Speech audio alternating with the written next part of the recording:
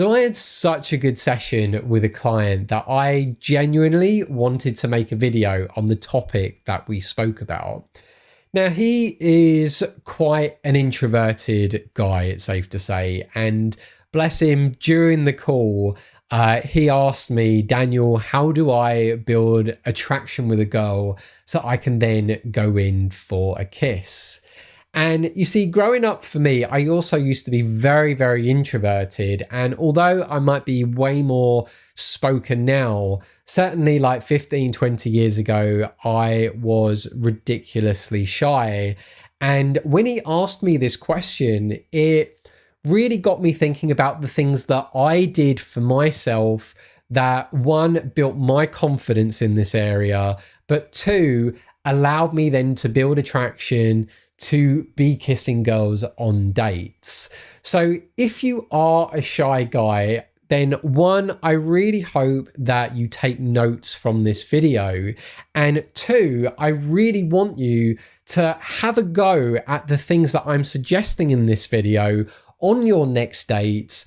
And it's going to be a bit of a push in your comfort zone, but I can assure you it's not going to be anything too crazy or out there that you're going to be like, oh my God, no, I can't do this. This is going to be too scary. But the one thing that I will say though, is that by doing the things that I'm going to suggest in this video, you will be making it obvious to the women that you're going on dates with that you are genuinely sexually attracted to them. And this might be the one caveat that a lot of introverted guys don't tend to demonstrate on their dates. And then they wonder why the girls don't want to kiss them or maybe see them again afterwards, because they just haven't shown or taken any kind of risk to show that they're into the girls and that they want something intimate to happen. So what were the things that I worked on for me that I would like to pass on to you? Well, it's not going to be anything that you have to say. In fact, it's going to be quite the opposite. It's about sub-communicating to the women that you're going on dates with that you're attracted to them. So what do I mean by sub-communicating? Well, it's where you say something, or necessarily where you imply something without having to say it. So rather than maybe saying to a girl that I want to kiss you, as a simple example here, although that kind of honesty is also absolutely welcomed. But what about though sub-communicating it, not having to say that, but still giving her the impression or letting her know that you would like to kiss her? So I like to think about sub-communicating my attraction to someone, and also in a way using these things as a litmus test. So in other words, just kind of like a checker to make sure that the other person is okay with what I'm doing and also complies and agrees with what I'm doing. That is, if anything, really for guys who are completely oblivious to the signs, this is where these sub-communication points are really, really going to help you out. So the first thing that I would be suggesting with demonstrating your sub-communication of interest to someone that you're attracted to them and you want to kiss them is proximity. If you want to be kissing someone, you have to at least, first of all, be incredibly comfortable with each other standing up close. Now, there are experiments and social experiments of sorts that are out there that have spoken about the concept of comfort zones with intimacy. Now, I will probably do another video on this. To be fair, I'd rather give you the more facts and psychological point of view of it in a different video. But what I want you to understand, though, is that it's very difficult to be interested to kiss a girl if you're standing at over arm's length apart. Whereas the closer that you can be together, the more you are creating intimacy between the two of you. So a really great litmus test to first of all tell if a girl might be interested in you kissing her is actually how close you can stand with each other. And you can do this gradually over the date by finding a reason either to move nearer to each other, or depending on where you go for a date, having the ability to sit next to each other and create intimacy or closeness that way. And when you can be then sitting next to each other, or ideally if you're standing up and you are standing like inches away from each other, that can be a very, very good sign that she is comfortable with you and you are clearly comfortable with her. And you are in this intimacy bubble, this possible romantic situation that could essentially lead to a kiss. Now, the second thing that is so important that so many guys don't necessarily do properly is holding eye contact. Eye contact really is a way to peer into someone's soul and connect with them on a deeper level, even without necessarily having to say anything. Now, as someone who genuinely struggled holding eye contact growing up, I remember when I first got into the dating industry, or just even into self-development in general, the first thing I did was work on my eye contact with strangers. And it took me like a solid 2 weeks to work on it. I kid you not. It was the first thing I ever did, and the only thing I did at the time, to just try and work on being able to look at people in the eye and actually hold my attention on them. I genuinely struggled. I used to fractionate a lot, and fractionate means like constantly looking away, because I hated the ability or hated the idea of holding any kind of tension. And tension is something that happens when you are holding eye contact with someone for a long period of time.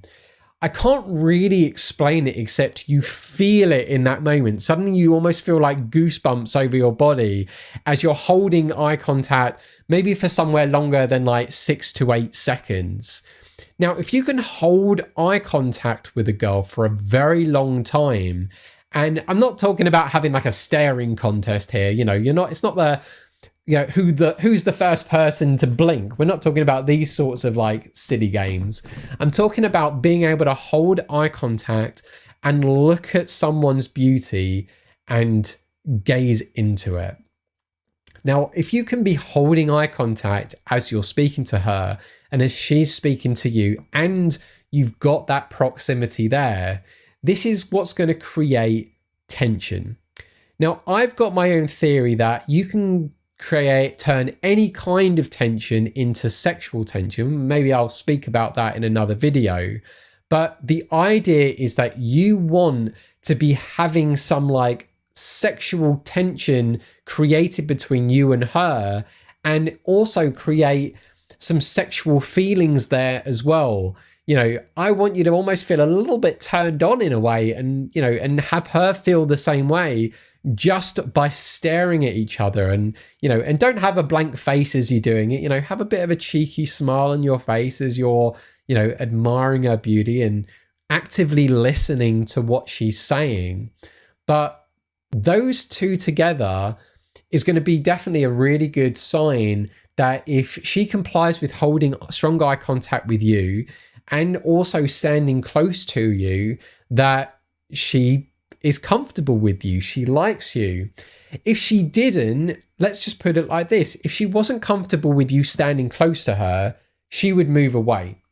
If she wasn't comfortable with holding eye contact with you, she would be looking away a hell of a lot more. Maybe not like staring at the sky and stuff. That would be probably a bit over exaggerated, but she would be looking away. She really wouldn't want to be holding eye contact with you. And imagine then if you're then moving away, you're creating distance. You are breaking, that connection. You're almost severing it. But that doesn't mean though, and this is sometimes where guys do get it wrong, that doesn't mean though that she doesn't like you, she doesn't want to ever kiss you. That might just mean that moment she's not quite ready for it yet. And the best thing that you can do is just to remain calm. Don't be reactive, just remain calm and test it again later. And if you find then after a second time that maybe you've moved nearer to each other and she moves away, then you know that there is not going to be that romantic connection there. or if you move close and she's comfortable with that and you're holding eye contact with her and she's not gonna, and she moves away, then or looks away, then you know that that is not gonna be anything intimate there. Now, one of the things that is really great with also creating tension with eye contact, not just with, holding a gaze with someone, but I'd almost consider like a second phase of eye contact would be doing something called the triangular gaze. Now, to give credit where it's due, I am going to give Kezia Noble that, because back in 2009, when I first got into working in the dating industry, Kezia was someone who actually taught me the triangular gaze during like a weekend training thing that was going on. And I really loved the actual concept of it, because it's this idea that you are looking at the left eye, looking at the right eye, looking at the lips, looking at the left eye, looking at the right eye, looking at the lips. So you're kind of moving in a clockwork or clockwise motion, and maybe holding each of those steps for about 2 seconds. So imagine you are standing close, you're holding eye contact, you're looking at her eyes, you're looking at her lips. Looking at someone's lips is a very obvious sign, especially if you're standing very close to each other, but it's a very obvious sign that you want to kiss them. And the girls or women are going to feel that. But that, though, isn't going to be enough. And this is where this third and most important part comes into play here. And that is your linguistics. Your vocal tonality and your speed of speech is the thing that's going to be the catalyst for making a very normal, average conversation go sexual. You've got to slow down your speed of speech, and with your vocal tonality, you've got to speak down. And when you're holding eye contact, and when you slow your speed of speech, and you're looking at the left eye, the right eye, and the lips, it almost feels weird that I'm doing it to a camera, but when you are doing these things in combination, you are now creating a sexual tone. So another way to maybe even think about, like, how does a sexual tone work? Imagine listening to music. You're listening, first of all, to something upbeat that has high energy to it. Like the drums might be fast, there might be fast guitars, whatever. But then you start listening to something that has a slower beats per minute, or there's less beats per minute, and it feels more relaxed. It feels more sensual. And then you listen to something that's even slower and slower. Imagine like it's almost then meditative, almost like relaxing. But there are music or songs out there that change the beat. It has this more like sexual tone to it. And believe it or not, I mean, it's where you then have people, they make playlists so that when a girl is around theirs, they can put this playlist on and it also changes the tone. It brings that pace down and makes the mood kind of feel more sexy. And you can do that as well with your voice. And this is probably one of the most powerful elements with the 3 different things here to sub-communicate to someone that you're attracted to them and want to kiss them. And there's nothing here that's ultimately scary.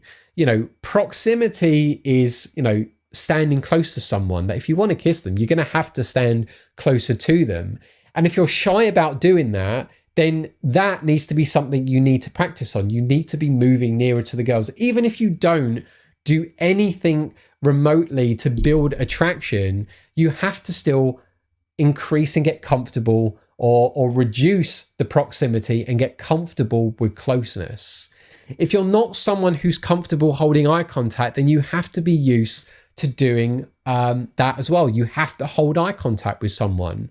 Now, if you're comfortable with that, but you've never really even tried looking at someone's lips, or maybe you're someone who tends to over-fractionate because you can't quite handle tension, then you have to practice that. You have to experience that as well. You have to do it enough times. And if you're someone who maybe you speak with too high energy, you tend to move around a lot, then you need to learn to relax your energy. Slow your voice down. Speak lower. Speak a bit deeper. And relax. Imagine you're almost trying to make your own hypnotic audio track. How would you speak? How would you articulate to make yourself sound more sexy? What would be your jazz voice? And if you can have that combination of things, and if at that point you are still really close to the girl and she hasn't moved away, that is the opportunity to then go for the kiss. Now, what's been great even for me with all this is that sometimes when you're doing this, you don't have to be the one to instigate the kiss. You are, and certainly consider this, but you are turning her on whilst this is happening. If done right, and if she really likes you, she will be keen for you to kiss her. And in most instances, and this works great for introverted guys because they're happy that she makes the first move, she will be the one to initiate that kiss, because you have clearly gone 90% of the journey here, and she's like, oh, I want you to just kiss me. And then she'll lean in and go for the kiss. Now, what can also be another litmus test here, if you are still unsure, is to add a little bit of touch. And if you're wondering where that touch needs to be, I really like the hand and the fingertips. If you can have almost this combination, which I guess is now 4 things to check how comfortable is your date for you to be that close so you could go in and kiss her. If you can do all these 4 things, it is safe to say she likes you, she wants to kiss you, and she may even be the one to then take that initiative first and kiss you before you kiss her, because you have really put her in the mood for that to happen. So I would love to hear your thoughts on this, and I would really love to hear if you give any of this a try and how it worked for you. Now, for me, this works wonders. I won't toot my own horn here. No, bugger it. I will toot my own horn. It works great for me.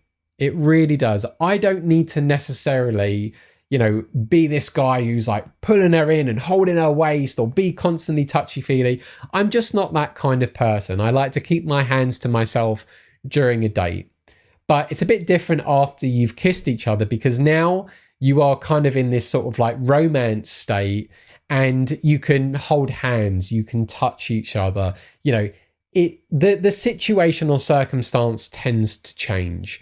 But prior to that, and especially again, if you're an introverted guy, this will work great for you, but you have to try these out. If you can do it all together, perfect. If you can do just one bit at a time, that is absolutely admirable too.